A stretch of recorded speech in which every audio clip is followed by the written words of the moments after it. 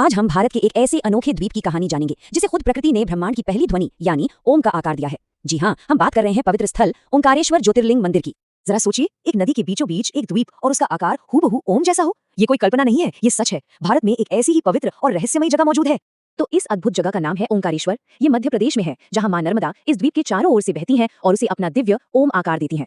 चलिए सबसे पहले यही समझते हैं कि कैसे इस द्वीप का भूगोल यानी इसकी बनावट ही इसकी दिव्यता की कहानी कहती है, क्योंकि इसका अनोखा आकार ही इसकी पहचान है और इसी से इसका नाम भी जुड़ा है। देखिए, इसका नाम ओंकारेश्वर अपने आप में ही सब कुछ बता देता है। ओंकार मतलब ओम की ध्वनि और ईश्वर मतलब भगवान, तो इसका सीधा सा मतलब हुआ ओम के स्वामी। और ये नाम इसे मिला है सीधे सीधे इसके आकार की वजह से। है ना कमाल की बात। लेकिन ओंकारेश्वर की खासियत सिर्फ इसके आकार तक ही सीमित नहीं है, इसका आध्यात्मिक महत्व कहीं ज्यादा गहरा है। असल में ये भारत के सबसे पवित्र शिव स्थलों में से एक है। देखिए, पूरे भारत में सिर्फ 12 ज्योतिर्लिंग हैं, सिर्फ 12। ये वो खास जगह हैं जहां माना जाता है कि भगवान शिव खुद प्रकाश के एक अनंत स्तंभ के रूप में प्रकट हुए थे। तो आप समझ सकते हैं कि हर एक ज्योतिर्लिंग का महत्व कितना ज्यादा है। और उन 12 में से ओंकारेश्वर को चौथा स्थान मिला हुआ है। यही वजह है कि ये करोड़ों भक्तों के लिए एक बहुत बड़ा तीर्थ स्थल है। तो यहाँ ये बात साफ हो जाती है कि कैसे इस जगह का कुदरती अजूबा और इसका आध्यात्मिक महत्व एक दूसरे से जुड़े हुए हैं।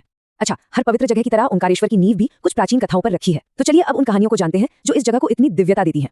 इस जगह की उत्पत्ति से दो मुख्य कहानियां जुड़ी हैं। पहली कहानी है विंध्य पर्वत की, जिसने इतनी कठोर तपस्या की कि खुद भगवान शिव प्रसन्न हो गए और यहाँ ज्योतिर्लिंग के रूप में बस गए। और दूसरी कहानी है राजा मांधाता की, जिनकी भक्ति देखकर शिव यहाँ प्रकट हुए। इसी वजह से इस द्वीप को मांधाता द्वीप भी कहा जाता है। कमाल है, दोनों ही कथाएं हमें भक्ति की शक्ति के बारे में बताती हैं।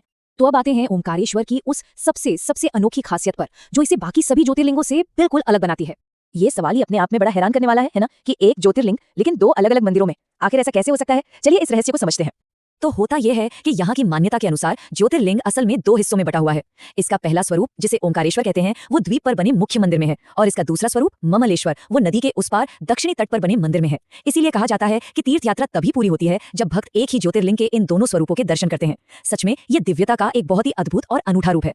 तो आखिर वो क्या है जो इस जगह को सिर्फ एक मंदिर से कहीं ज्यादा एक गहरा आध्यात्मिक केंद्र बनाता है? इसकी आत्मा क्या है? चलिए एक नजर डालते हैं कुछ जरूरी बातों पर।